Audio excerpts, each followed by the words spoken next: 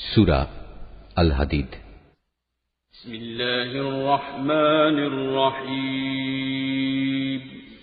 রহমান রহিম আল্লাহ তাআলার নামে। আকাশমণ্ডলীয় পৃথিবীতে যা কিছু আছে তার সবকিছুই আল্লাহ তাআলার পবিত্রতা এবং মাহাত্ম্য ঘোষণা করে। তিনি মহাপরাক্রমশালী ও প্রজ্ঞাময়। আসমান সমূহ ও জমিনের সার্বভৌমত্ব তাঁরই জন্য। তিনি জীবন দান করেন, তিনি মৃত্যু ঘটান। তিনি সব কিছুর উপর চূড়ান্ত ক্ষমতাবান। তিনি আদি, তিনি অন্ত, তিনি প্রকাশ্য, তিনি অপ্রকাশ্য এবং তিনি সর্ববিষয়ে সম্যক অবহিত। তিনি হচ্ছেন সেই মহান সত্তা যিনি 6 দিনে আসমান সমূহ ও জমিন সৃষ্টি করেছেন। অতঃপর তিনি তার আরশে সমাসীন হন। তিনি জানেন যা কিছু এ ভূমির ভেতরে প্রবেশ করে, আবার যা কিছু ভূমি থেকে বেরিয়ে আসে। আসমান থেকে যা বর্ষিত হয় তা যেমন তিনি জানেন, আবার আসমানের দিকে যা কিছু ওঠে তাও তিনি অবগত আছেন। তোমরা যেখানেই থাকো না কেন তিনি তোমাদের সাথেই আছেন। তোমরা যা কিছু করছো আল্লাহ তাআলা তার সব কিছুই দেখছেন। আসমান সমূহ ও জমিনের সার্বভৌমত্ব তাঁর জন্য, কারণ প্রতিটি বিষয়ে তাঁর দিকেই ফিরিয়ে নেওয়া হবে। তিনি রাতকে মিশিয়ে দেন দিনের সাথে, আবার দিনকে মিশিয়ে দেন রাতের সাথে। তিনি মনের কোণে লুকিয়ে থাকা বিষয় সম্পর্কেও সম্যক অবগত রয়েছেন। হে মানুষ, তোমরা ঈমান আনো আল্লাহ তাআলা ও তার রাসূলের উপর। আল্লাহ তাআলা তোমাদের যে সম্পদের অধিকারী বানিয়েছেন তা থেকে তাঁরই পথে তোমরা ব্যয় করো। অতঃপর তোমাদের মধ্যে যারা ঈমান আনবে এবং আল্লাহর নির্ধারিত পথে অর্থ ব্যয় করবে, জেনে রেখো তাদের জন্য রয়েছে এক মহা পুরস্কার। তোমাদের এ কি হল? তোমরা কেন আল্লাহর উপর ঈমান আনছো না? বিশেষ করে যখন স্বয়ং আল্লাহর রাসূল তোমাদের ডাক দিয়ে বলছেন তোমরা তোমাদের মালিকের উপর ঈমান আনো, এবং তিনি তো এ মর্মে তোমাদের কাছ থেকে প্রতিশ্রুতিও আদায় করে নিয়েছিলেন। যদি তোমরা সত্যি ঈমানদার হও তাহলে সেই প্রতিশ্রুতি স্মরণ করো। তিনি সে মহান সত্তা যিনি তার বান্দার উপর সুস্পষ্ট আয়াত নাজিল করেছেন, যেন তিনি তোমাদের জাহেলিয়াতের অন্ধকার থেকে ঈমানের আলোর দিকে বের করে নিতে পারেন। আল্লাহ তাআলা সত্যি তোমাদের প্রতি পরম দয়ালু ও একান্ত করুণাময়। তোমাদের এ কি হল? তোমরা কেন আল্লাহর পথে অর্থ ব্যয় করতে চাও না? অথচ আসমান সমূহ ও জমিনের সব কিছুর মালিকানা এক আল্লাহ তাআলার জন্যই। তোমাদের মধ্যে তারা কখনো একই রকম মর্যাদার অধিকারী হবে না যারা বিজয় সাধিত হওয়ার আগে আল্লাহর পথে ব্যয় করেছে এবং ময়দানে সংগ্রাম করেছে। তাদের মর্যাদা ওদের তুলনায় অনেক বেশি যারা বিজয় সাধিত হবার পর আল্লাহর পথে অর্থ ব্যয় করেছে এবং জিহাদে অংশগ্রহণ করেছে। অবশ্য আল্লাহ তাআলা এদের সবাইকেই উত্তম পুরস্কার প্রদানের ওয়াদা দিয়েছেন। মূলত তোমরা যা কিছুই করো আল্লাহ তাআলা সে সম্পর্কে পূর্ণাঙ্গভাবে জ্ঞাত রয়েছেন। কে আছে যে ব্যক্তি আল্লাহকে ঋণ দেবে, এমন উত্তম ঋণ যার বিনিময়ে আল্লাহ তাআলা পরকালে তাকে কয়েক গুণ বাড়িয়ে দেবেন এবং তার জন্য থাকবে আরো বড় ধরনের পুরস্কার। যেদিন তুমি ঈমানদার পুরুষ ও ঈমানদার মহিলাদের এগিয়ে যেতে দেখতে পাবে, দেখবে তাদের সামনে দিয়ে এবং তাদের ডান পাশ দিয়ে নূরের এক জ্যোতিও এগিয়ে চলছে। এ সময় তাদের উদ্দেশ্যে বলা হবে, আজ সুসংবাদ তোমাদের জন্য। আর সে সুসংবাদ হচ্ছে জান্নাতের, যার পাদদেশ দিয়ে সুপেয় ঝর্ণাধারা বইতে থাকবে। সেখানে তোমরা অবস্থান করবে অনন্তকাল ধরে। আর এটা হচ্ছে চরম সাফল্য। সেদিন মুনাফিক পুরুষ ও মুনাফিক নারীরা ঈমানদারদের বলবে, তোমরা আমাদের দিকে একটু তাকাও, যাতে করে আমরা তোমাদের নূর থেকে কিছুটা হলেও আলো গ্রহণ করতে পারি।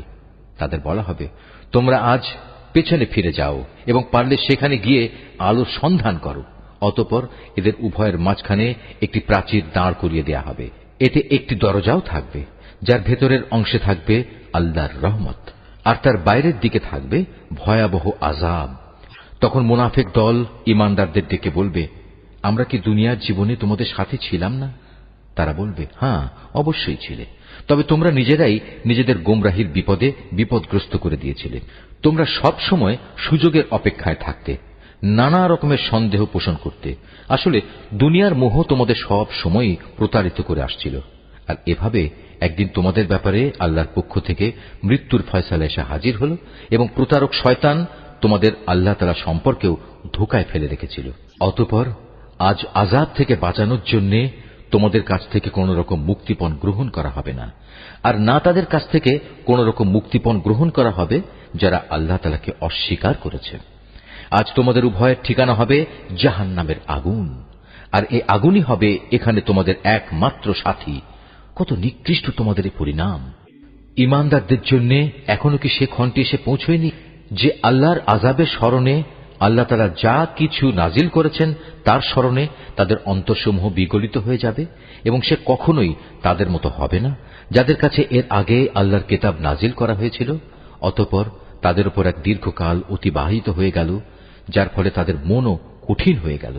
এদের মধ্যে এক বিরাট অংশই নাফরমান থেকে গেল। তোমরা জেনে রেখো, আল্লাহ তাআলাই এ ভূমিকে তার মৃত্যুর পর পুনরায় জীবন দান করেন। অবশ্যই আমি আমার যাবতীয় নিদর্শন তোমাদের জন্য খুলে খুলে বর্ণনা করেছি, যাতে তোমরা অনুধাবন করতে পারো। যেসব পুরুষ ও নারী অকাতরে আল্লাহর পথে দান করে এবং আল্লাহকে উত্তম ঋণ প্রদান করে, তাদের সে ঋণ আল্লাহ তাআলার পক্ষ থেকে বহু গুণ বাড়িয়ে দেওয়া হবে। উপরন্তু তাদের জন্য থাকবে আরও সম্মানজনক পুরস্কার। আর যারা আল্লাহর উপর ঈমান এনেছে তার রসুলের উপর, তারাই হচ্ছে যথার্থ সত্যবাদী, যারা তাদের মালিকের সামনে সত্যের পক্ষে সাক্ষ্য দান করবে। তাদের সবার জন্য রয়েছে তাদের মালিকের পক্ষ থেকে পুরস্কার এবং তাদের নিজেদের নূরও, যা তাদের সাফল্যের প্রমাণ বহন করবে। অপরদিকে যারা আমাকে অস্বীকার করেছে এবং আমার নিদর্শন সমূহকে মিথ্যা সাব্যস্ত করেছে, তারা হবে জাহান্নামের বাসিন্দা। তোমরা জেনে রাখো, এ পার্থিব জীবন খেলাধুলা, জাঁকজমক প্রদর্শন, পরস্পর অহংকার প্রদর্শনের প্রতিযোগিতা, ধন সম্পদ ও সন্তান সন্ততি বাড়ানোর চেষ্টা সাধনা ছাড়া আর কিছুই নয়। এ যেন আকাশ থেকে বর্ষিত এক পশলা বৃষ্টি, যার উৎপাদিত ফসলের সমাহার কৃষকের মনকে খুশিতে ভরে দেয়। অতঃপর সে ফসল ঘরে তোলার উপযোগী হলে একদিন তা শুকিয়ে যায় এবং আস্তে আস্তে তুমি দেখতে পাও তা হলুদ রং ধারণ করতে শুরু করেছে। তারপর তা অর্থহীন খড়কুটায় পরিণত হয়ে যায়। কাফেরদের জন্য পার্থিব জীবনের চেষ্টা সাধনা এমনই এক অর্থহীন কর্মকাণ্ড ছাড়া আর কিছুই নয়। আর পরকালের জীবনে তাদের জন্য থাকবে কঠোর আযাব এবং ঈমানদারদের জন্য থাকবে আল্লাহর পক্ষ থেকে তার ক্ষমা ও সন্তুষ্টি। সত্যি কথা হচ্ছে, দুনিয়ার এ জীবন কতিপয় ধোঁকা প্রতারণার সামগ্রী বই কিছুই নয়। অতএব এসব অর্থহীন প্রতিযোগিতা বাদ দিয়ে তোমরা তোমাদের মালিকের পক্ষ থেকে সেই প্রতিশ্রুত ক্ষমা ও চিরন্তন জান্নাত পাওয়ার জন্য এগিয়ে যাও।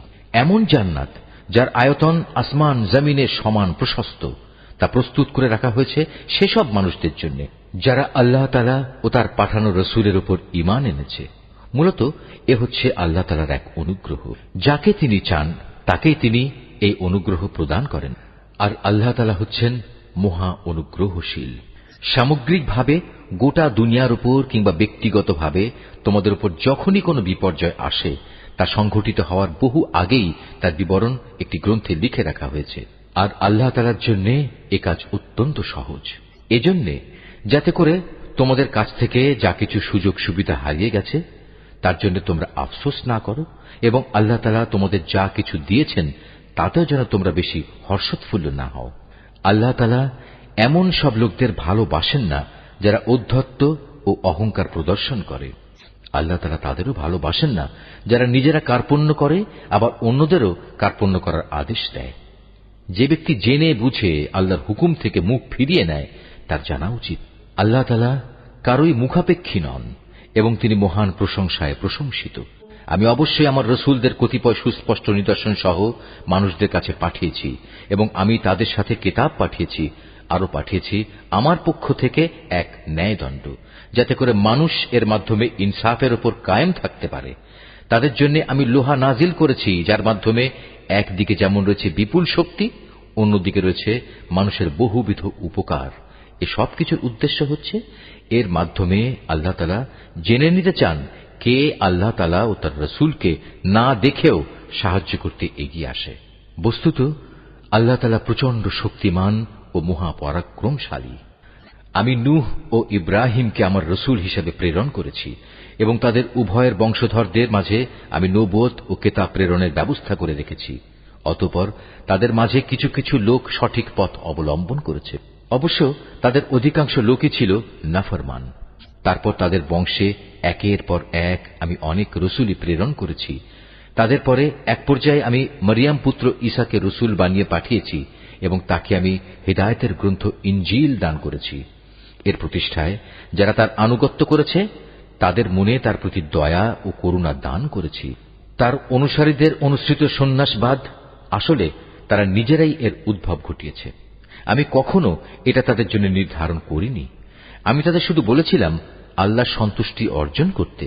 অতঃপর তারা এর যথাযথ হক আদায় করেনি।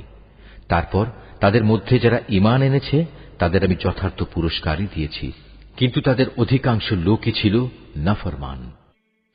হে ঈমানদার বান্দারা, তোমরা আল্লাহ তাআলাকে ভয় করো এবং তার প্রেরিত রসুলের উপর ঈমান আনো। এর ফলে আল্লাহ তাআলা তোমাদের দ্বিগুণ অনুগ্রহে ভূষিত করবেন। তিনি তোমাদের জন্য স্থাপন করবেন সেই আলো যার সাহায্যে তোমরা পথ চলতে সক্ষম হবে। উপরন্তু তিনি তোমাদের যাবতীয় গুনাহ খাতা মাফ করে দেবেন। আল্লাহ তাআলা ক্ষমাশীল ও পরম দয়ালু। আহলে কিতাবরা যেন এ কথাটা ভালো করে জেনে নিতে পারে, আল্লাহ তাআলা সামান্যতম অনুগ্রহের ওপরও তাদের কোনো অধিকার নেই। যাবতীয় অনুগ্রহ সে তো সম্পূর্ণ আল্লাহ তাআলারই হাতে। তিনি যাকে ইচ্ছা তাকেই এ অনুগ্রহ দান করেন। মূলত আল্লাহ তাআলা সুমহান অনুগ্রহশীল।